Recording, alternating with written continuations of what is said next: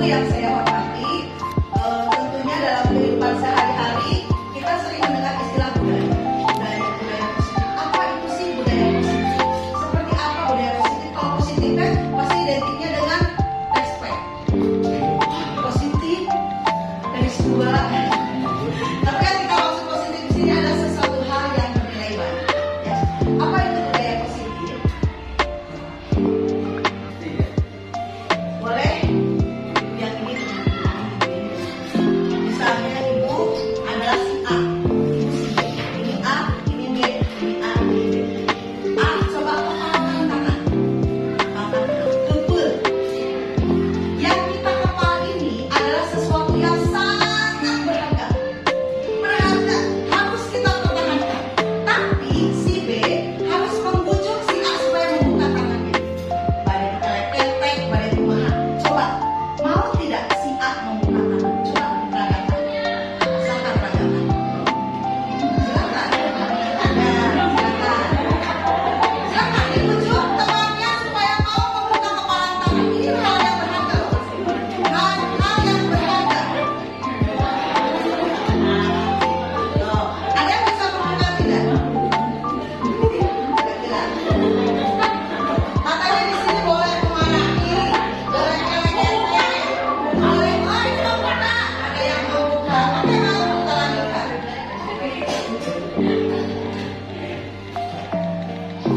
Aku memegang sesuatu yang sangat berharga, saking berharganya wajib kita pertahankan. Dalam hidup kita apa yang wajib kita pertahankan? Kira-kira apa? Yang wajib kita pertahankan dalam hidup. Nggak boleh diganggu gugat sama orang lain. Kira-kira apa? Anak-anak. Apalagi? Rumah tangga. Kebersamaan. Hebat-hebat ibu-ibu ya. Yang paling penting dalam hidup kita selain keluarga dan yang paling tidak boleh kita berikan pada orang lain, apalagi kita jual dengan jaminan apapun adalah prinsip dan harga diri. Sebanyak apapun orang memberikan kita benda, menawarkan sesuatu yang hebat, tetapi prinsip dan harga diri tidak boleh kita berikan. Prinsip itu apa di antaranya? Kepercayaan, agama.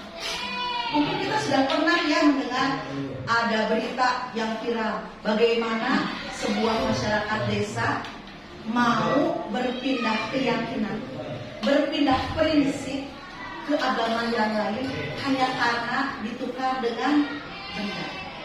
Dengan Indomie ya, di sini muslim semua bukan berarti. Itu kan sesuatu hal yang harus kita hindari seharusnya. Kita tidak bisa menyalahkan kalau sudah urusannya mungkin, tapi mudah-mudahan kita dihindarkan dari hal seperti itu. Ini badai di LPT, di Polo, apalagi di mana bahkan orang berani untuk menggadaikan nyawanya atau memberikan nyawanya untuk menjaga prinsip. Siapa yang mengontrol kepala tangan ini? Otak kita. Disinilah kontrol dari segala pikiran kita. Ketika kita berpikir positif, yang punya pikiran si otak. Orang terjadi sedih. Ketika kita senang, otak memerintahkan kita untuk tersenyum, tertawa, melihat yang lain. Siapa kontrolnya? Adalah otak. Otak masih punya lagi kontrolnya siapa? Hati nurani. Kalau walaupun si otak memerintahkan, maaf ya, saat itu kita lapar, kita ingin makan. Ada makanan tapi bukan milik kita. Otak memerintahkan tangan, ambil aja, kan terus lapar. Tapi hati nurani kita lah yang menjadi kontrolnya. Jangan, bukan milik kita. Yang kedua, ketiga, menurut William Glaser, Dr. William Glaser itu seorang ilmuwan hebat. Beliau adalah seorang ilmuwan di bidang ilmu parenting, ilmu tentang pendidikan anak. Beliau itu mengemukakan sebuah teori yang disebut dengan kontrol teori. Beliau meluruskan beberapa pendapat. Ada beberapa pendapat yang menurut pandangan orang pada saat itu adalah benar, tetapi setelah diteliti belum tentu benar. Yang pertama, bahwa semua penguatan positif efektif dan bermanfaat. Apa penguatan positif? Salah satunya memberi hadiah. Dulu kita berpikir kalau anak diberikan hadiah, anak akan mau menuruti keinginan kita. Contoh, saya pribadi, ketika anak misalnya menuruti keinginan saya, sok nanti kalau dapat nilai 100 ibu beli permen. Menurut saya benar, anak tersebut akan termotivasi. Bagaimana dengan anak yang memang betul-betul nggak bisa? Ranking kumaha begitu bisa matematika, tidak, memang anaknya nggak mampu. Dia akan jadi apa? Minder. Dan akibatnya yang pintar tambah pintar, kurang tambah kurang. Itu ternyata tidak efektif. Menurut kita positif, masih hadiah. Kedua ya, anak itu sudah mencapai sesuatu. Jadi pantas kita berikan hadiah. Jadi untuk anak yang nggak bisa apa-apa, yang nggak bisa misalnya pelajaran matematika dapat nilai 100, anak yang pintar dapat nilai 100, dapat permen atau dapat hadiah apa. Yang nggak bisa dan memang dia benar-benar nggak bisa, mau digimanain dan memang mungkin tidak sampai situ. Karena setiap anak kan punya kemampuan yang berbeda, nggak sama. Jangankan anak dalam satu kelas, saudara aja yang satu perut beda, beda kan? Ibu mungkin di rumah punya anak tidak cuma satu, ada 2, 3. Antara anak pertama dengan anak kedua memiliki keunikan masing-masing, dan tidak semua bisa disamaratakan. Dan yang namanya adil bukan berarti membagi 2.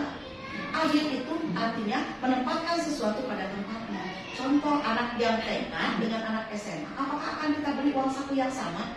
Tentu tidak.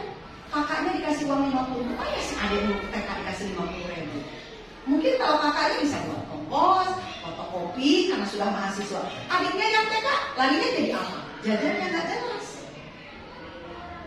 Bisa dipahami sampai sini ya? Jadi nggak semua hadiah itu menimbulkan hal yang tidak semua, bukan berarti tidak boleh. Ada hal-hal tertentu yang memang kita boleh memberikan hadiah. Yang kedua, kritik dapat membuat orang merasa bersalah dan menguatkan. Misalnya saya ya, ada anak pakai baju, maaf ya, baju nanti terapi. Kamu teh pakai baju nanti begitu wae, beli goreng. Apakah anak akan memperbaiki bajunya? Belum tentu. Kalaupun ya dia memperbaiki bajunya, tapi sebentar lagi akan begitu lagi. Dan dia akan merasa nggak nyaman, akhirnya ngeliat saya. Betul, itu yang saya rasakan. Atau misalnya ada anak ya, yang rambutnya udah gondrong, terus jadi, nih goreng, begitu. Cing aku rambutnya. Anak, apakah besoknya mau cukur? Belum tentu. Karena apa? Dia masa dikritik. Wah, ada mau model anak-anak rambut kita. Dan yang ketiga, bahwa orang dewasa punya hak untuk memaksa.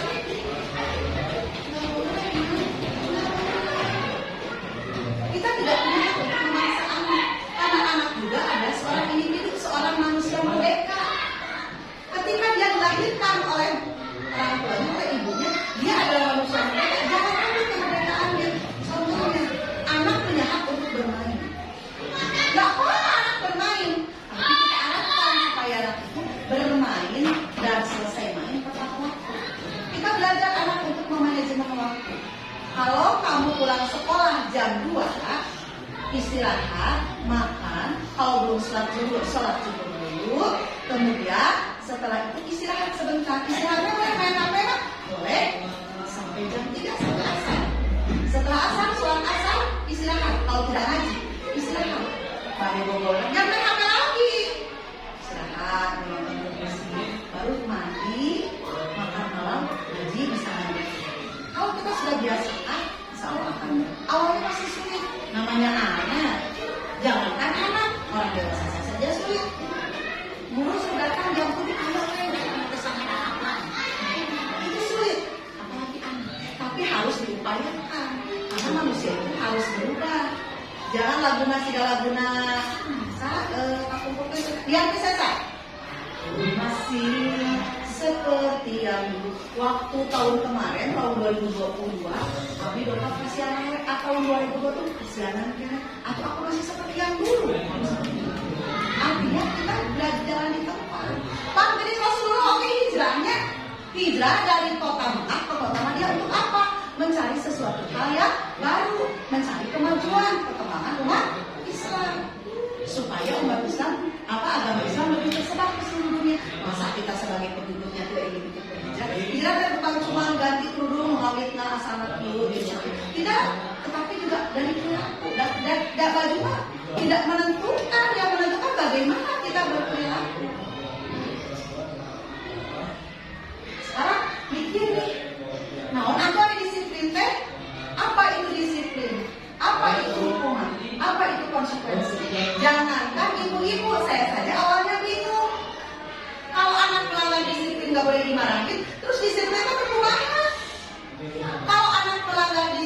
tidak boleh dihukum, terus harus digimanain? Bagaimana supaya anak itu tahu tentang disiplin? Makanya kita pelajari dulu, apa itu disiplin. Menurut ahli, disiplin adalah sesuatu yang dapat dilatih. Ujung-ujung anak busuk, bayi lahir langsung tahu kalau jam 7 harus makan malam, kalau jam 12 harus makan siang, kalau jam 6, jam 7 malam makan malam. Kan dilatih kan sama kita kan. Begitu lahir bayi, oh jam segini makan, kita tahu oh jamnya sekarang ya. Ketika kita tidak memberikan sarapan, anak kita nangis. Kenapa? Dan saya biasa dikasih makan, artinya dia sudah belajar tentang disiplin karena dilatih oleh kita. Kemudian disiplin juga dapat menumbuhkan kendali diri. Anak sudah tahu ketika melihat barang bukan miliknya, karena dia sudah punya disiplin dari rumah, baik dari orang tua, di sekolah, bahwa itu barang milik saya. Anak-anak alhamdulillah nemu uang, ibu saya nemu uang, ini tadi di situ bu, artinya dia sudah bisa punya kontrol diri. Dan bukan punya saya, walaupun di sampingnya dia tak punya uang dan dia ingin jajan, tapi anak sebetulnya anak kita sudah punya, cuma tinggal kita kuatkan kembali. Disiplin berhubungan dengan pengendalian diri supaya dapat membedakan mana hal yang benar dan mana yang salah, sehingga dalam jangka yang panjang diharapkan bisa menemukan perilaku yang kita buat. Nanti kalau anak-anak kita betul-betul bisa menerapkan budaya tersebut, tidak akan ada lagi yang namanya koruptor. Koruptor itu bukan cuma orang yang mengambil uang orang lain, mengambil hak orang lain, tetapi juga mengambil waktu orang lain. Contoh, saya contohkan diri saya sendiri. Ketika saya tidak mengajar, saya koruptor. Saya koruptor. Apa? Saya mencuri waktu anak untuk belajar. Ketika saya tidak memberikan nilai kepada anak, anak sudah mengerjakan tugas, tidak berikan saya koruptor. Koruptor apa? Saya menzalimi anak. Anak sudah mengerjakan tugas, saya kan pakai tenaga dong, pakai pikiran, pakai tenaga nulis, pakai segala macam, pulpen obek kedah dipeser, buku harus dibeli, masa nggak dinilai, nggak dikasih apresiasi sama gurunya, maka jadi kita tanamkan itu, jangan anak-anakmu. Iya ya, jadi saya harus selalu menghargai apa yang dimiliki orang lain, supaya orang lain menghargai apa yang saya miliki. Disiplin diartikan sebagai kepatuhan. Kalau ada aturan seperti aturan harus dipatuhi.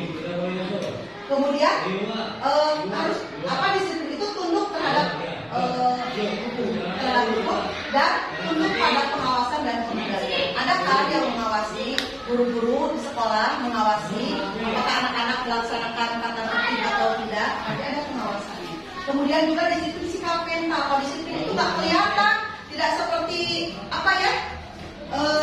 Tidak seperti sesuatu yang kelihatan kalau sedih, nangis. Disiplin kan enggak, muncul dengan sendirinya, timbul dari pengendalian diri anak itu sendiri. Sementara yang dimaksud dengan hukuman bersifat tidak terencana. Ada anak yang berencana pengen dihukum, kira-kira ada nggak? Atau diri kita? Atau itu tuh yang dipenjara? Apakah mereka berencana untuk melanggar hukum? Mau jadi koruptor, jadi pencuri, jadi pembunuh? Enggak kan?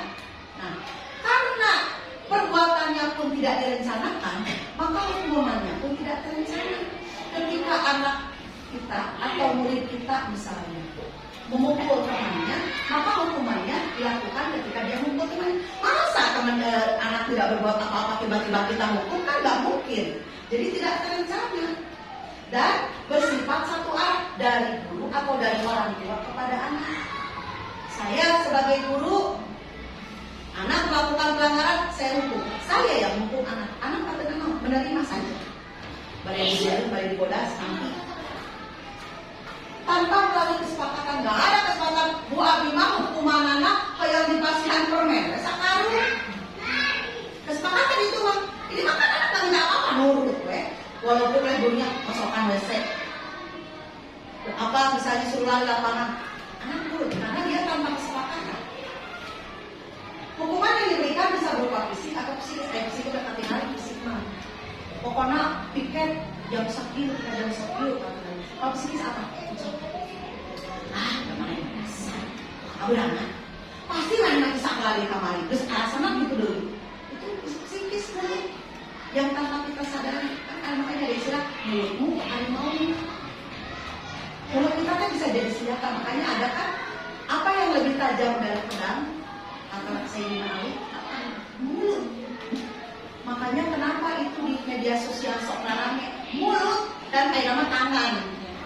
Kalau mulut mah pakai live IG, pakai live TikTok, gitu ya. Komentarin orang, ada orang itu saudara kita bukan, dia tag pada ayam komen orang teh, meninggalnya si etan artisnya. Terus kalau dia ini Allah aku suka dengan orang itu sampai like segala macam. Padahal kita yang rugi, wah orang mau kasih lo kita nggak dapat apa-apa, dapat apa coba misalnya maaf ya. Saya suka dengan artis, saking sukanya, terus di follow Instagram, follow TikTok, kita segala macam. Dia yang kaya, orang mah banyak duitnya, dipakai bayar kuota, betul tidak? Makanya bijaksana lah. Kalau saya mah lihat aja, lihat scroll. Kecuali kalau memang live TikToknya itu sesuatu yang membuat inspirasi, misalnya menjelaskan, biasanya tentang doa-doa. Berbanyaklah doa ini, gini, terus saya like. Oke, dia kasih inspirasi ke saya, mengingatkan saya. Atau misalnya gini tentang parenting. Jadi seorang ibu harus begini, dia masuk. Oh ini bagus. Kalau memang lebar, rugi orang kita ngasih apa? Ngasih like itu 25 rupiah masuk ke rekening dia. Bayangkan kalau ada 1 juta orang 25 juta, dia nggak capek cuma ngomong keluar ini kan. Sementara kita cari duit 25 rupiah aja, dagang, ending, rugikan kasonten. Menimbulkan ketidaknyamanan, kesal malah becik, ini yang paling fatal. Jadi biasa budaknya kemarin mah budak-budak sekarang sudah kenal mau ningali ayah Bu Suci teh sa SD Cibadak Anir sok haruskeun ka budak ayah Bu Suci. Jadi saya tidak percaya budak anak-anak pergi gogorowokan, padahal saya gogorokan dengan saya segini.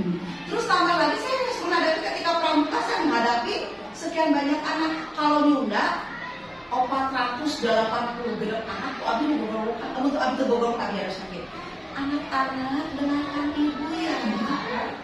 Kira-kira didengarkan tidak? Kayak saya tapi namanya anak pasti pasti galak tapi kamu gogorowokan. Abi mau siapa? Nah siapa teh balik bukan teh balik siapa? Tapi berarti ada yang anaknya suka, bunda gini, tapi ada yang anaknya biasa. Itu karena dari tingkah laku kita saya tidak memungkiri. Makanya saya sekarang belajar. Next aku ada apa sayang? Ada yang bisa ibu bantu. Kenapa kali begitu?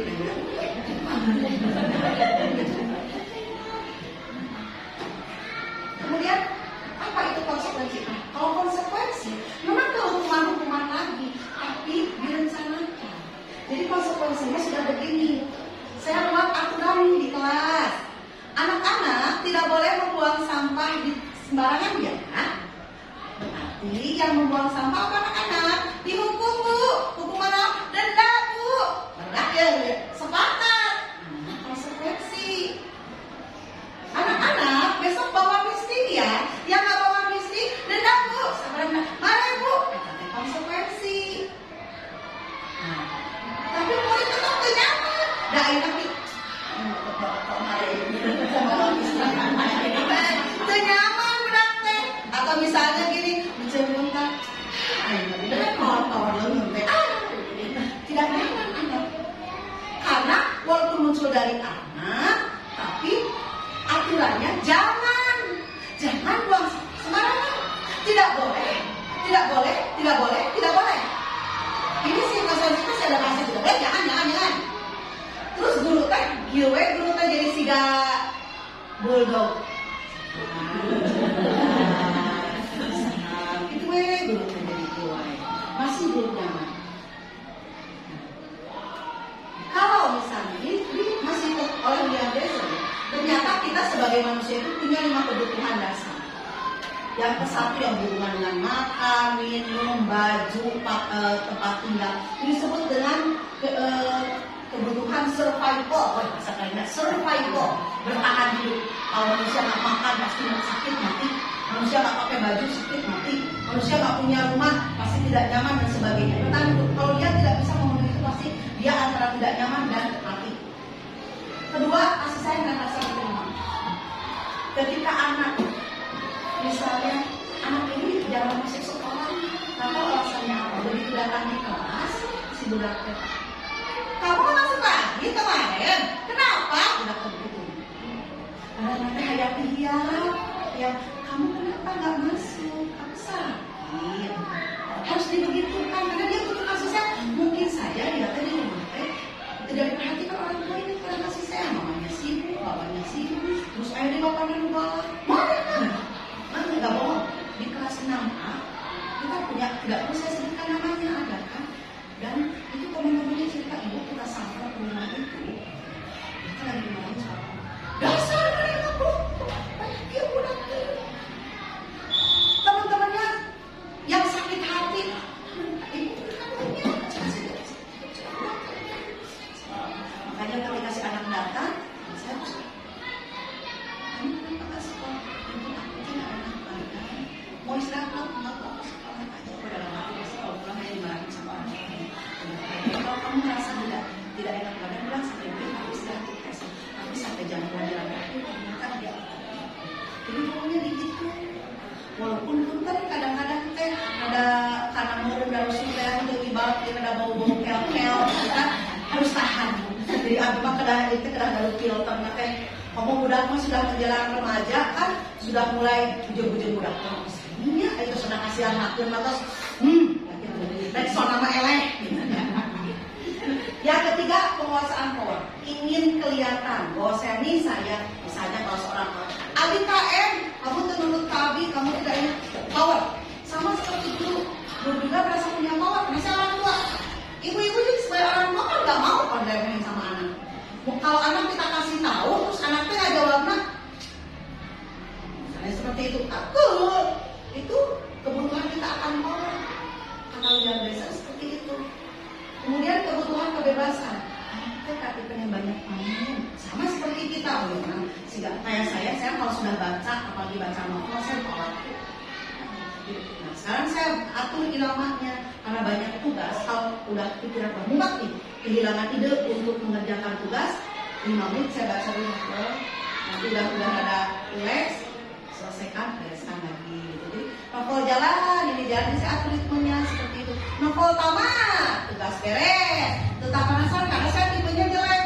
Saya kalau baca cerita, baca novel, terus nggak tamat, ke bawah tidur mah, ke bawah mimpi, dan saya jadi pemeran utamanya.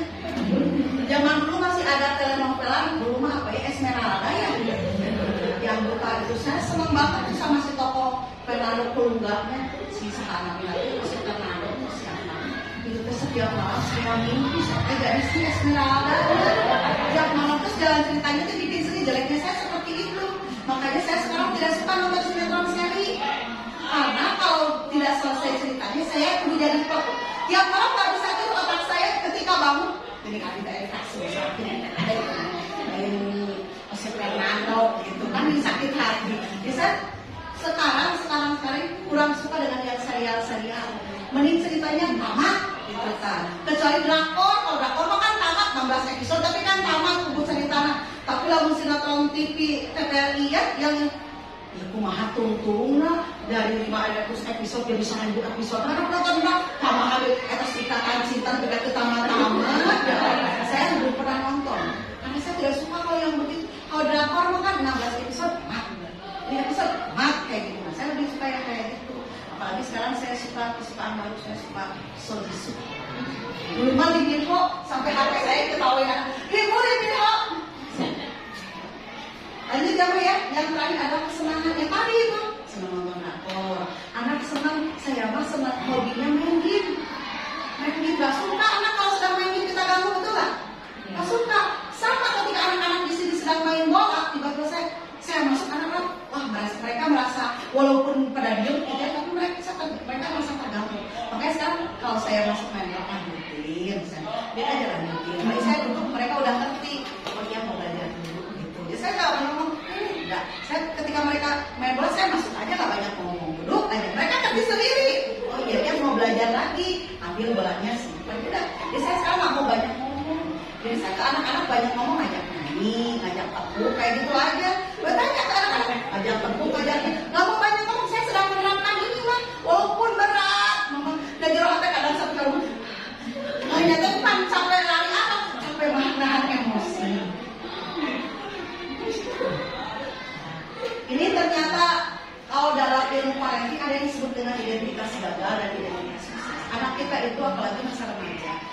sedang dalam masa transisi, masa perpindahan dari masa anak-anak ke masa remaja, bukan masa dewasa, masa remaja.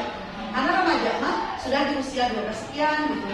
Ini mah menjelang dewasa, karena kita di usia 10, 11, menjelang 12. 12-nya kadang-kadang ada yang belum.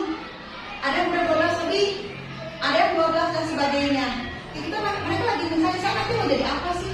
Saya mau jadi pribadi yang seperti apa? Makanya dikenal dengan istilah identitas gagal dan identitas sukses. Kalau anak banyak dikasih hukuman, dia akan jadi identitas gagal. Jadi lebih baik kita ada di identitas konsekuensi dan institusi. Apa yang harus kita pelajari konsekuensi memang sudah tadinya dulu anak teh. Jadi lebih banyak di rumah dia anak teh. Sebagai orang tua, sebagai guru, kita itu punya yang disebut dengan 5 posisi kontrol. Sebagai apa kita? Di sini ada istilahnya 5. 1 sebagai penghukum, 2 sebagai pembuat rasa bersalah, 3 sebagai teman, 4 sebagai pemantau, dan 5 sebagai manajer. Sebagai penghukum, biasanya menghukumannya suaranya keras seperti Bu Suci, ngomongnya keras, kucing lagi ada suara tinggi, aku molot, jalan di mana-mana kieu. Kemudian lawannya kan nanti lucu, mana sama kadang-kadang juga gitu ya, komus gitu. Tos beberesnya, kasih susuhan, terus kayak sudah disetrika, rapi-rapi, terus kita punya anak kecil, saya berpikirnya pipis, digegernya, atau anak teh makan sudah disiapkan piringnya, diacak-acak, udah masa terikaan numpuk, pekerjaan, lagi saya ya, sedang si budak teh kalau mereka teh, mama hari ini makan apa? Aku terus cuma, untung kan pakai handset, tapi kan dekat di sini, iya mas, saya udah. Kita lagi jujur, lagi serius dong, lagi presentasi dosennya gitu ya. Kita dikasih pertanyaan dari, mak sekarang makan apa? Kan abis ditunjuk-tunjuk, kita tadi tinggal lomari, maksudnya teh, tidak kita ada terus sakit. Itulah anak. Tapi kalau kita sebagai penghukum, kita akan berbuat seperti ini. Guru juga akan begitu. Ikut kita lagi. Kalau kamu ya kita ibu, kamu nggak salah keluarga sih ini kata. Padahal kalau kayak punya ibu, itu membuat rasa bersalah. Jadi orang yang mempunyai posisi kontrol sebagai penghukum hanya merasa kalau dukung saya dia pasti mau. Atau anak gondrong nggak mau dicukur, kamu juga kayak cukur. Padahal mana bisa nyukur. Pengacara mereka bilang cukur. Tapi kan pada kamar itu kan tering, bermana hilang. Bermana saya lalu aku suka cukur, dan cukur kan maya. Gak cuma mama memang punya keterampilan untuk mencukur. Seperti itu. Ada lagi yang kedua, membuat rasa bersalah. Iya, bahasa itu beberapa yang suci. Enggak. Kamu ini kenapa mungkin ibu Suti seperti yang memujuk, tapi membuat gara-gara saya ibu jadi sedih. Atau misalnya, nanti kemarin dirinya ibu kepala sekolah, ibu apa? Ibu cari kamu kepala sekolah. Itu membuat rasa bersalah. Anak tetap merasa.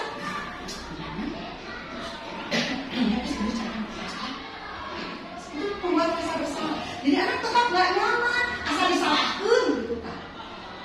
Bobos kaca, kamu ini, kamu jangan kepala sekolah. Suci kan jangan kepala sekolah, dia ada membesarkan kaca. Anak tetap nggak nyaman dan itu kurang baik untuk perkembangan. Di posisi kontrol ketiga, sebagai teman, selama ini orang beranggapan ketika kita berperan sebagai teman, hebat. Saya pernah belajar seperti itu ketika mengajar di kelas sebelumnya. Tetapi ternyata ini tidak efektif. Pada akhirnya anak tidak punya rasa penghargaan pada guru. Ada, saya tidak akan menyebut siapa-siapa, ada beberapa guru, mungkin juga termasuk saya, yang menerapkan hal tersebut. Tidak ada tidak ada batas. Dengan anak-anak, saya nggak masalah sebetulnya. Tetapi kita harus bagaimana orang tua, orang yang lebih tua, ada batasan yang boleh dan tidak boleh. Ketika kita berkata, kita berbicara, anak mendengarkan dulu. Nanti mereka diberikan giliran. Boleh mereka menyampaikan pendapat, tapi bergantian. Hargai dulu orang tua. Jadi sebagai teman juga belum tentu efektif. Sebagai tenangnya tempat kayak batu orang malah jadi gitu. Kan teman-teman selalu membolehkan aja ya segala sesuatu, namanya juga kita mah friend. Terus kadang-kadang kalau anak terlalu tidak kita berikan batasan, pada akhirnya mereka tidak bisa membedakan mana yang yang pantas dan kurang pantas untuk diterapkan pada orang tua. Maka tentu beribadah Kirain teh yang itu. Kemudian sebagai teman juga efek negatifnya kalau terbawa nanti pada akhirnya seperti orang-orang Amerika. Orang Amerika kadang-kadang nyebut orang tuanya dengan nama saja, nyebut orang lebih tua dengan nama saja. Sementara kita kan masih tahu, kita masih menghargai kan ada ketimuran. Kita masih memanggil orang tua kita dengan nama, ibu, umi, bunda. Kalau di sana kan boleh di Amerika, karena mereka mengedepankan yang namanya kebebasan liberal. Untuk mereka nggak masalah. Dan di sana pun kadang-kadang membedakan antara kita ini loh orang yang harus dihormati dan tidak. Mereka lebih kepada orang yang kaya yang harus dihormati. Status sosial, bukan status karena usia atau karena kematangan. Jadi ini juga masih belum efektif kan. Meskipun ini masih rada menggila daripada dipopolotot atau misalnya ini masih rada menggila. Nah, yang keempat sebagai pemantau. Gimana tadi teh? Kalau ada anak berbuat salah, kamu tadi buang sampah sembarangan ya? Kamu tahu kan kalau buang sampah sembarangan tidak boleh? Tapi kamu sekarang hukumannya harus nyapu kelas. Teman-teman kamu yang nyapu, pemantau. Tapi lebih halus, udah asa dicarekan. Tapi kan tetap pada teridok, nanya ada sorangan nusa satu. Padahal mana yang salah? Kalau misalnya, karena hari ini harusnya kalian mengerjakan PR, banyak yang tidak mengerjakan PR. Sebagai hukumannya, maka kalian semua hari ini mengerjakan PR. Udah saya pak, udah. Kan kita kekompakan sekolah aja itu kerjakan PR ini dihukum. Anak tetap gak nyaman. Untuk kerjakan PR menjadinya. Ayo mengusir kerjakan PR. Dua kali, bukan lagi atos. Nah, ini pemantau. Tapi masih mending dibanding yang satu dan kedua tadi. Gitu. Dan yang terakhir, sebagai PPP ini yang paling baik. Kita juga sebagai orang tua, bukan cuma sebagai ibu, sebagai orang tua. Ketika anak berbuat kesalahan, tidak ditegur saat itu juga. Jangan ujuk-ujuk. Maaf misalnya, anak nih, yang siapa sih atas kepala sepeda yang keluar rumah. Contoh, lupa ulang. Sampai dulu, sini kasih, kasih mau. Lupa sama. Kamu pulang sekolah capek ya? Sama ini juga capek, habis cuci, habis nyetrika capek. Kita capek sama-sama capek. Yuk, yuk dibantu sama mama, yuk kita beresin, kita bareng-bareng. Mama kayak itu nggak beresan. Nanti lagi nyimpen di sini. Jadi anaknya udah asa dicarekan. Padahal minta kayaknya aku nggak bantu aku mana? Udah capek, gua minta ini terus nyusul, terus nyetrika, terus masak, segala macam. Wah ya, nah kan cerah yang penting. Ingin anak kita lebih baik. Ibu mah gampang ngomong langsung. Hese udah sakit tidak nanti. Sama, apalagi saya sudah dewasa anak sama yang sudah kerja satu sudah kelas 12 sama. Tapi dah harus, tapi kehendak kita menerapkan budaya positif. Bapaknya tidak kekompromian, bapaknya jadi pembuku, jadi pembuat rasa bersalah, kacau orang tengah ini. Ngobrol, Pak, sahur ibu suci. Bu suci mah, Bu suci mah gurunya pantas ngomong gitu. Aduh Pak, kayak anak orang menjadi anak-anak berhasil, jadi dia sukses. Sekarang mah zamannya milenial, disebutnya abad 4.0, di mana sekarang segala sesuatunya serba digital. Yang namanya informasi lebih cepat dari kecepatan cahaya. Apa yang terjadi di Palestina hari ini, jam ini bisa kita ketemu saat ini juga. Bayangkan kalau anak kita tidak kita bekali dengan hal yang positif, kabar pusaka kabar. Malah sekarang sedang ada yang sedang viral. Anak-anak itu ada yang namanya permainan apa yang bermain peran. Yang itu biasa main game, tapi ternyata madorotnya banyak. Anak itu ada yang memposisikan dirinya sebagai istri, sebagai suami, anak SD dong. Terus nanti ketika mereka bertengkar, si suami istri jenak nak bertengkar, udah kecil sehingga orang pas aja salah. Sampai ada yang bunuh diri. Anak kelas 4 SD bertengkar, gara-gara bertengkarnya di game dengan suaminya. Itu jahatnya game. Atau ada yang bermain peran sebagai apa misalnya, dan di situ tuh tanpa sadar anak kita dihipnotis untuk melakukan sesuatu yang ekstrim. Ayo kita coba tantangannya, naik ke atas gedung tinggi, melompat di atas gedung tinggi sampai banyak yang salah. Makanya kita yuk supaya anak kita bisa memilah-milah mana yang boleh dan yang tidak, kita mainkan. Jangan dicarekan, jangan dibuat jadi merasa bersalah. Diajak ngobrol lah mungkin, main naon kita teh cik mama ninggal main nasi gak kumana, cik aku mama papatahan. Entong, ada kan gina haruman itu. Anak mencari lagi, anak sekolah lebih pintar. 1 kali dilarang mereka akan mendapat 2 kali lipat. 1 kali mereka dihapus dengan HP, mereka akan mendownload lagi. Kita untuk main yang. Saya pernah lo main Mobile Legends sampai saya pertama-tama si Mobile Legends. Saking pengen saya, akhirnya anak saya bosan karena saya ikut main.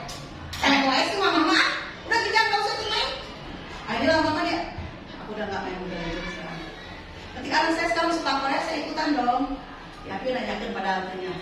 Dek, itu yang member yang baru itu deh, yang Exodus siapa deh itu yang main film anu? Oh iya pak, kita coba masuk ke dunia mereka. Apa nggak asal tong kabablasan mah, terdakor, asal tutup. Suami kita nyamuk, kemudian terus nonton dia, nontonin Minho, sebenarnya. Jadi nggak apa-apa, sekali-kali nggak apa-apa. Kita coba. Aduh, udah kabi mana laki? Aku udah tadi nonton drakor, tentang coba dari kita dari Rizky mantu main bola. Nonton atau Persib mah, nonton Persib. Apa itu? Saya dulu pernah suka Persib, kan anak saya suka Persib. Saya dulu suka Persib ketika pemainnya Christian Gonzalez ya. Sampai tiap Persib main nonton saya. Karena menemani anak jadi resep. Begitu Christian Gonzalez pindah ke mana emang gitu ya. Udah saya nggak suka. Nggak suka karena nggak ada Christian. Jadi di posisi manajer ini si anak tuh diajak ngobrol. Dan ketika dia berbuat salah, dia yang memperbaiki kesalahannya. Jadi misalnya dia memecahkan gelas. Kamu tadi pecahin gelas ya? Kenapa pecahin gelas? Gak sengaja mah. Kena bola. Itu gelas tajam ya. Nanti kalau kena tangan bisa berdarah. Terus dia itu gimana? Yang kok Abi memang kayak orang bersihan ya. Dia mah mereka bantuan. Ambilnya ini ada banget responnya. Mari dirahkeun. Ada hantu aja gitu. Tidak kan? Daripada kalau bersihan kok kalau udah bersihan awas. Tinggal ikut mau dipaksa mahal saosin aja sabarang. Puasanya saosin tinggal plastik ini bebesan wae. Abi mah eta mah Abi. Saya. Tapi tidak menutup kemungkinan kita semua mengalami. Mak pernah dari sih sudah ngemotar dulu bapak nama saya aku sakit terus saya Abi. Aduh karena segini, besok saya harus jum, kuotanya habis, pakai wifi sekolah amat-amatan, kadang nyala kadang enggak, jum teh 3 jam, kuota 5 giga teh saya 40.000, ujung aja ngejakin tugas aja kan online. Jadi dalam 1 bulan tuh minimal kuota di 250.000 untuk belajar aja. Ini resiko dapur saya. Tapi apa? Ya harus. Itulah resiko kita sebagai seorang ibu. Anak-anak zaman dulu, apakah ketika zaman kita kecil orang tua kita mikir beliin kuota nggak? Ayo nama, ma habis kuota, ma ada, kata, kan belajar, ma di rumah. Dan si ibu teh kadang-kadang nggak ada tugas, saya suruh browsing di internet. Si buruk si, atuh bu, atuh tong minang bu, atuh kuota habis lebaran. Ya, itulah dunia teknologi sekarang, nggak bisa dipungkiri. Yang dulunya kita mah tidak punya uang buat beli prostitusi, anak tidak punya uang buat kuota, yang bikin pusing. Bukan untuk kita, untuk anak, untuk kita bersama. Nah, mak, karena orang cerita mah udah macam dongeng gitu. Orang belajar sama-sama. Ada contoh kasus di kelas. Ada anak namanya Iva. Iva teh nggak bisa matematika, nggak bisa kan anak tak semua bisa matematika. Suatu saat ketika belajar matematika, dia teh cuma diem aja. Terus ngagambar, curhat-curhat, ada di kelas 6A juga ada. Pada saat guru matematika dia mah guna sama suci Pak Seno menanyakan, Pak teh dokter, tersengaja menjatuhkan tas di kursi. Terus ngomong nanti balelo, sunat nama bahasa Indonesia nama gagal, sebagai gagal. Dan berusaha untuk menjawab, berapa itu saudara? Budak teh dokter, 5 Pak, cenah gitu. Pada saat orang menjawab, si babaturan nanti yang selingkuh, mana 2 kali itu? 5. Diangkat pun si guru itu sedikit ambil sendiri. Si Ipanya udah di mana? Akhirnya si Ipanya disuruh ke depan, ke hukum harus. Terus ditakir di hari di depan teman-teman. Biasanya kita ketawa dong. Nah, rasa makin rame dan sedikit udah ada si Ipa. Karena si Ipa mengganggu udah. Mama, kira-kira setuju nggak dengan tindakan Mas Seno? Setuju nggak? Tidak. Setuju tidak? Tidak. Kenapa nggak setuju? Ipanya jadi pintar. Mau belajar. Tambah pintar nggak? Tidak. Lumpuh-lumpuh budak jadi benci kalau benar. Paling galak mana Pak Seno? Kayak mau reunian sih ya Pak Seno, guru paling galak. Kan gitunya orang reunian. Guru paling killer istilahnya kan, dosen paling killer. Terus menurut Ibu, apakah tindakan Pak Seno terhadap Ipa adalah sebuah hukuman atau konsekuensi? Hukuman atau konsekuensi? Kenapa disebut hukuman? Ya, tidak bisa menjawab. Kenapa disebut hukuman? Nggak ada kesepakatan, terkumpul-kumpul si Ipa teh, jadi tetap harus kita menyukiru. No hubungan aja itu 2 kali dulu. Ada kan hubungannya? Nggak ada. Hubungannya 2 kali 3 dengan unjuk hidup ada nggak? Nggak ada. Bisa masuk pasal betul. Lanjut. Salah. Setelah kejadian itu, Ipa bakal mengulangi kesalahan tidak? Tidak, si Ipa bakal jadi pintar mah. Bakal bisa ngejawab pertanyaan guru tuh sudah dihukum. Dan memang dasarnya si Ipa tidak bisa matematika. Memang dasarnya nggak bisa. Karena kelihatannya kurang memahami pelajaran matematika. Tidak dipaksa tidak memahami luar biasa. Menurut fungsi kontrol yang dijalankan Pak Seno sebagai apa, Ma? Sebagai penghukum, hebat, tidak ada yang ngantuk kan? Hebat, terima kasih. Kita lanjut. Sekarang masuk ke dalam panjang. Ibu Anas, saya suci. Guru kelas 2, dia mah bagus. Punya masalah awalnya. Si murid dia nggak bisa tertib. Pas buat ya, kalau mau masuk ke kelas, dia nggak mau antri, pasti harus ya, harus. Kan gitunya udah mah. Boro-boroin kelas 2, kelas 2 kosong. Kalau nggak bisa istirahat kan harus lagi sebelum masuk kelas. Gimana tuh? Pasti bakal mengganggu. Udah berat parah, boro-boro masukin kata. Jadi jam istirahatnya nambahan dengan tuh budak. Akhirnya Ibu Anasnya ngambil tindakan. Akhirnya mah dibayar guru. Kamu bisa baris tertib dikasih bintang. Ada musuhnya bintangnya, ada dikasih bintang sama Bu Anasnya. Mau tak si anak ke baris rapi? Berjalan berapa minggu? Suatu hari Bu Anasnya sakit, nggak bisa masuk. Diganti sama si Pak Heru. Pak Heru teh teu apaleun. Aturan eta teh bawa anakmu mau baris dikasih bintang teu apaleun. Jadi si Pak Heru teh teu nyiapkeun bintang. Si budak teh cel deui kami deui atuh aya bintang. Kira-kira kenapa si anak itu tidak mau?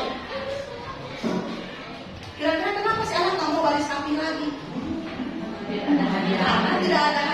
Jadi menurut Mama si Bintang itu baik atau tidak? Dalam kasus ini tidak baik, tidak positif karena dia hanya menjadi pemicu anak biar tertib. Ini disebut dengan motivasi ekstrinsik. Jadi motivasi itu dorongan dari dalam diri kita. Kalau timbulnya dari dalam diri kita namanya intrinsik. Kalau dari luar namanya ekstrinsik. Hadiah itu motivasi ekstrinsik. Sama seperti begini. Abi mah hoyong kandos nulis, sekarang kapuji, buka buku abi. Itu otomatis ekstrinsik. Jadi apa yang kita lakukan supaya kelihatan? Saya mah mau pakai kerudung pink biar ditaksir sama sekarang itu. Motivasi ekstrinsik. Dia kelihatannya bagus tapi masih nggak bagus. Anak pun mau rajin belajar. Saya ingin dapat ranking ke-1 supaya nanti kalau kenaikan kelas dapat hadiah dari mama. Mama sudah janji mau ngajak jalan-jalan ke depan kalau ini ke-1. Iya, anak akan berusaha, tapi hanya karena mendapatkan hadiah. Jadi nggak belum tentu baik. Ayo nama ya guru matematika namanya Bu Santi. Si Bu Santi itu sama dengan SMP. Karena Bu Santi sakit digantikan sama Bu Eni. Ketika Bu Eni masuk, ada anak perempuan namanya Pipi dan Natali. Budak itu benar, budak biasa lah, ada budak ABG mah. Sok-sok nanti cengar-cengir gitu kan. Sama lah di kelas nakal juga ada anaknya gitu. Jadi berduaan tidak ngerti namanya. Terus dia teh nggak mau tertib, bersikap seenaknya. Pas Bu Eni, hari dikasih Bu Eni teh, kita ngerjakan tugas nggak mau. Sampai si Bu Eni teh ada tertib. Udah ngambek si Bu Eni teh, lelei soalnya kamu kerjakan tugas, ini tugas dikasih sama Bu Santi. Di luar tugasnya dikerjakan. Kalau kamu tidak mengerjakan tugas, ini terus sama kepala sekolah kamu nggak boleh jadi sama kepala sekolah. Bantuin ibu ya biar gak kalian kan ibu tadi nitipin kelas kamu. Nanti kalau ibu mau ke kelas sekolah gimana? Udah teh antar kalau dia teman ibu. Sampai keesokan harinya Bu Santinya masuk. Terus si Bu Eni telepon. Bu Santi kemarin begini-begini terutama tidak nakal. Panggil lah sama si Bu Santi teh. Panggil. Jadi Natali kenapa sih kamu ada masalah apa? Kan ceritanya ke si Bu Santi teh jadi manajer, berfungsi sebagai manajer. Ditanya baik-baik. Kamu kenapa berubah? Kenapa ibu udah diajak Bu Eni mah Bu? Mau sudah boring.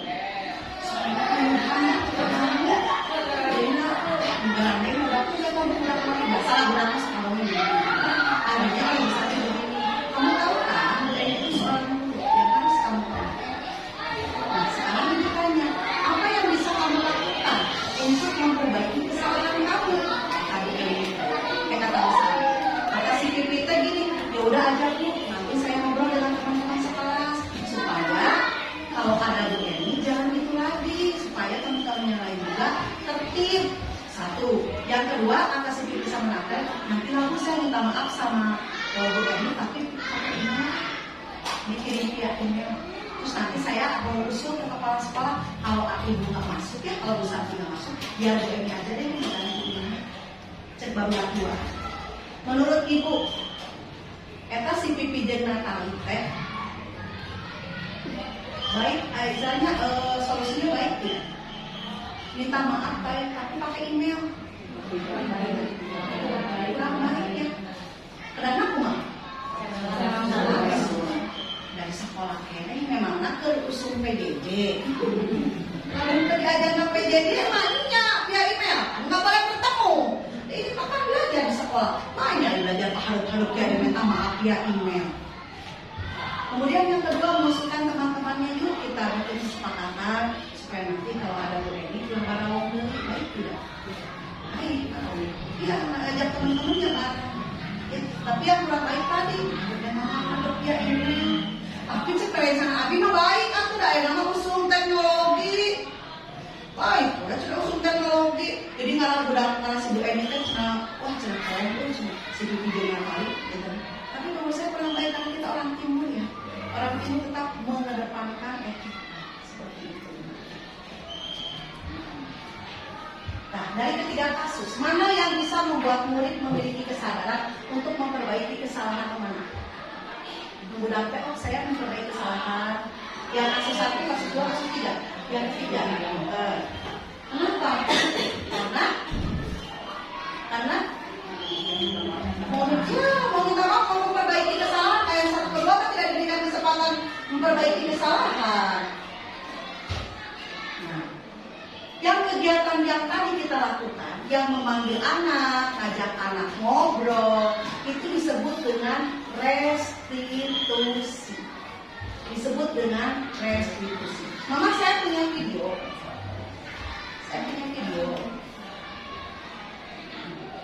Sebentar.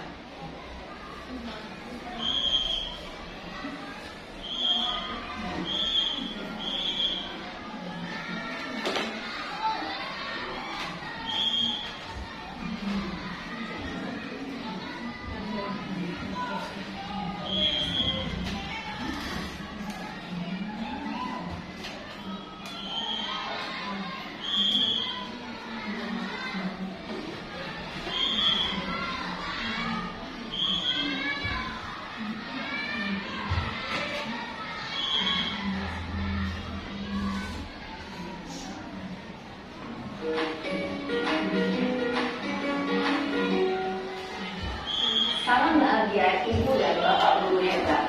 Dalam penerapan Ini dalam penerapan yang tadi 5 posisi kontrol.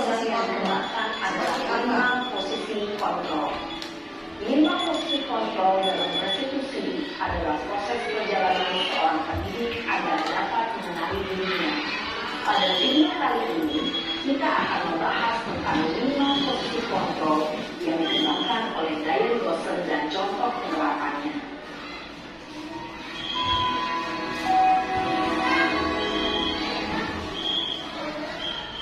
5 posisi kontrol itu adalah 1. Posisi pemukul. 2. Posisi pembuat merasa bersalah. 3. Posisi teman. 4. Posisi pemantau atau monitor. Dan 5. Posisi manajer. Untuk lebih memahami kelima posisi tersebut, mari kita saksikan kasus Naren yang terlambat hadir 20 menit di sekolah dan melihat bagaimana kelima posisi kontrol dalam menghadapi masalah tersebut.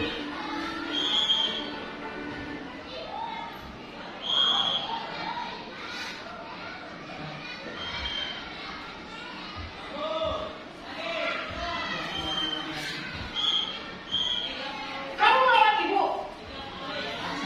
Sudah. Kamu deh. Posisi sebagai posisi pemukul. Kasusnya Sinaren terlambat 20 menit datang ke sekolah.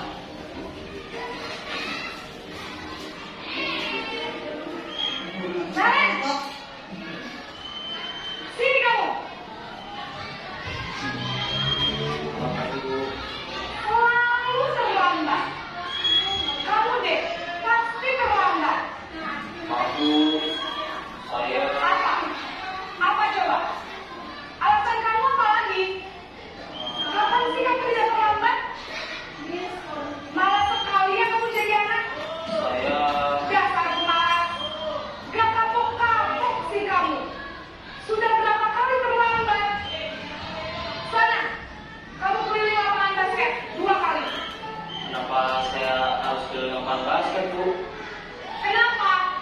Kamu lawan ibu. Berani-beraninya jawab. Sudah terlambat, masih berani jawab pula. Sekarang, keliling lapangan basket 5 kali sekalian. Biar kapok. 4. Pergi sana ke lapangan basket.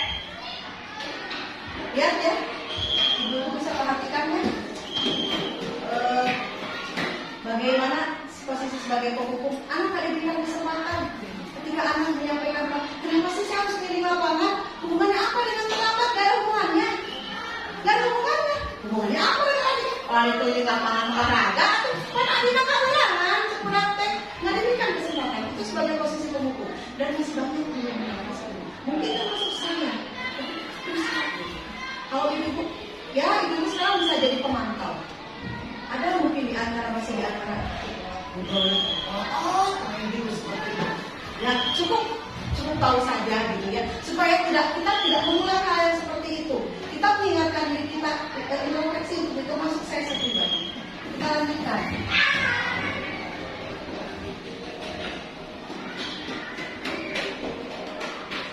Naren, sini kamu. Apa Ibu? Selalu terlambat. Ini masih pembuat rasa bersalah. Kamu deh, Sekarang yang pasti kedua. terlambat.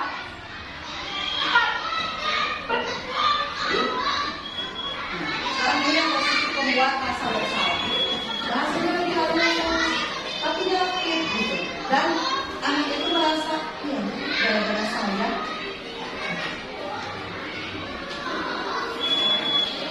Naren, Apa Ibu? Naren, kamu kenapa terlambat lagi, nak? Ya Tuhan, Naren, kamu senang ya bikin ibu susah ya? Kalau kamu terlambat lagi, nanti ibu yang hidup rumah kepala sekolah, nak. Disangka ibu tidak bisa membina kamu. Duh, gimana ini? Bapak, Mama teh.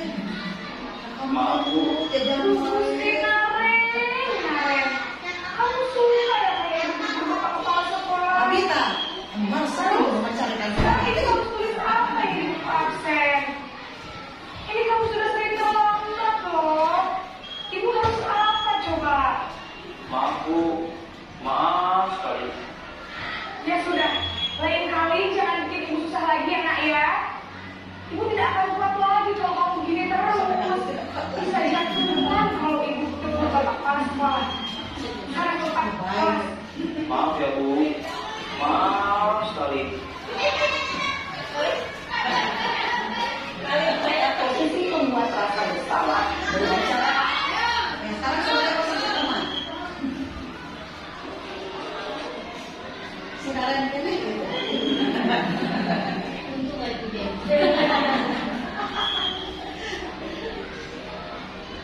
Naren,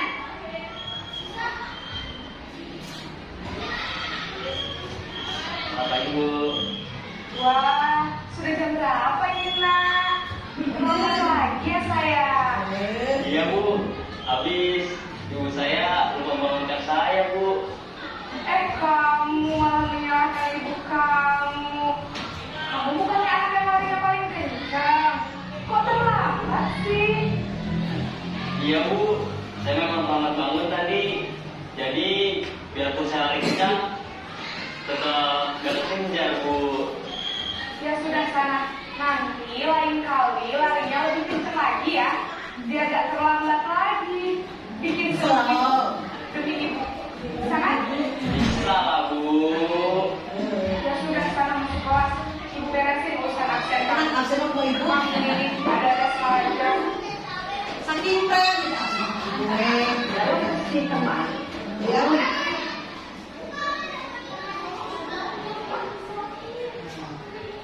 Sekarang sebagai Bisa kan? Bisa lah Bu. karena ini penting. Lebih baik 6 sekarang sebagai pemantau monitor. Masih Naren. Itu mau sedang si Naren itu dicarikan oleh. Naren!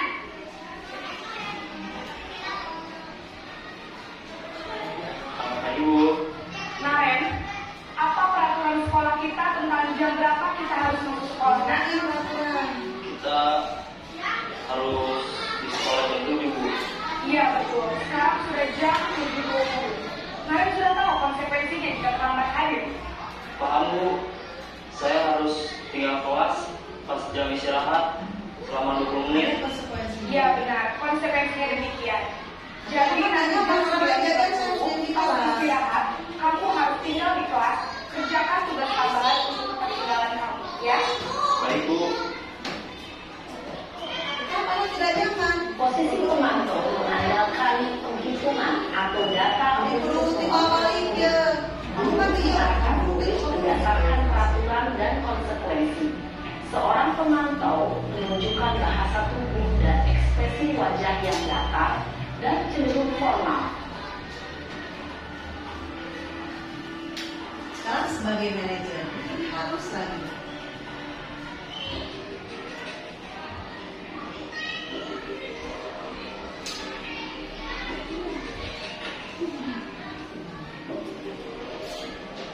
Naren,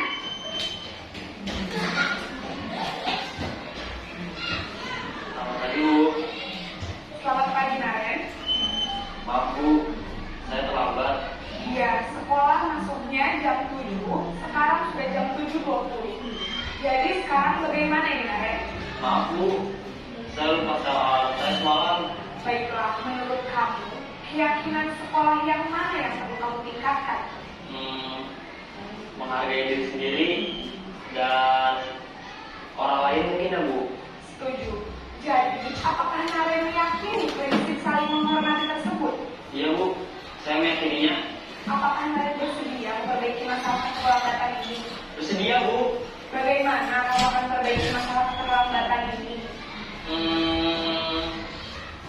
Saya akan coba untuk tidak lupa menyetel alarm saya Bu.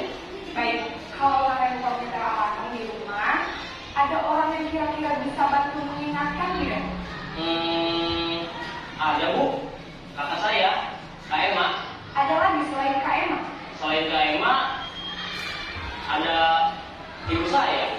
Baik, jadi yang mengingatkan Naren adalah Kak Emma dan ibu saja. Kira-kira akan baca alarm kapan Naren? Setelah pulang sekolah, akan segera saya lakukan. Baik, jadi Naren akan setel alarm untuk bangun besok pagi dan akan diingatkan oleh kakak dan ibu dan Naren ya. Ada lagi yang mungkin perlu dilakukan Naren agar tidak terlambat jauh lagi. Tidak ada Bu. Baik Naren, terima kasih untuk kerjasama kamu. Sekarang kamu perlu kembali ke kelas untuk belajar. Baik Bu, terima kasih. Seperti itu Bu, jadi kita lebih ke yuk biar dia menyelesaikan masalah. Kalau dia terlambat, bagaimana supaya nggak terlambat? Jadi jangan besok lagi. Nah, seperti itu. Jadi memang tidak mudah, tidak seperti kita ngomong, tidak seperti ketika saya ngomong, tapi kita perlu mengupayakan. Saya juga sedang belajar, kita sama-sama belajar. Karena kita ini yang terbaik untuk anak-anak kita. Kita belajar supaya anak-anak kita nantilah yang akan menjadi pengganti kita dan berbuat lebih baik dari kita. Apa yang kita terapkan yang baik-baik saja yang mereka ikuti untuk pendidik anak mereka nanti. Jangan kita yang jelek-jeleknya yang diikutin. Siapa udah mengumpul limit. Abi buka kebiasaan upami ke budak limit sabab untuk mama abi dulu limit. Jangan sampai seperti itu gitu. Harapan saya masuk pada diri saya sendiri. Ya mungkin ibu-ibu ya sudah dipahami tadi ya bagaimana cara kita apapun dari segi apapun, dari mulai jam belajar, mengerjakan tugas, kemudian mematuhi aturan di rumah, misalnya menghormati adik, menghormati kakak, menghormati orang tua dengan komunikasi, tidak dengan kita menyuruh-nyuruh, tidak dengan kita maksa-maksa. Insya Allah anak itu sebetulnya manusia merdeka, mereka punya keinginan sama seperti kita. Mereka tidak suka disunat mereka tidak suka dimarah-marahi, mereka nggak suka disalah-salahi, mereka nggak suka disuruh-suruh. Jadi kita upayakan semua timbul dari dalam diri sendiri. Mungkin itu saja ibu-ibu. Terima kasih atas waktunya. Mohon maaf bila ada kata-kata yang kurang berkenan. Mohon maaf pula bila ada perilaku saya yang mungkin tidak sesuai dengan ucapan. Maklum, saya juga masih dalam tahap belajar. Terima kasih atas waktunya. Mudah-mudahan apa yang saya sampaikan ini berguna bagi minimal bagi pribadi saya dan juga bagi kita semua. Wabillahi taufiq wal hidayah. Assalamualaikum warahmatullahi wabarakatuh. SDN 092 Cibadak Andir mendukung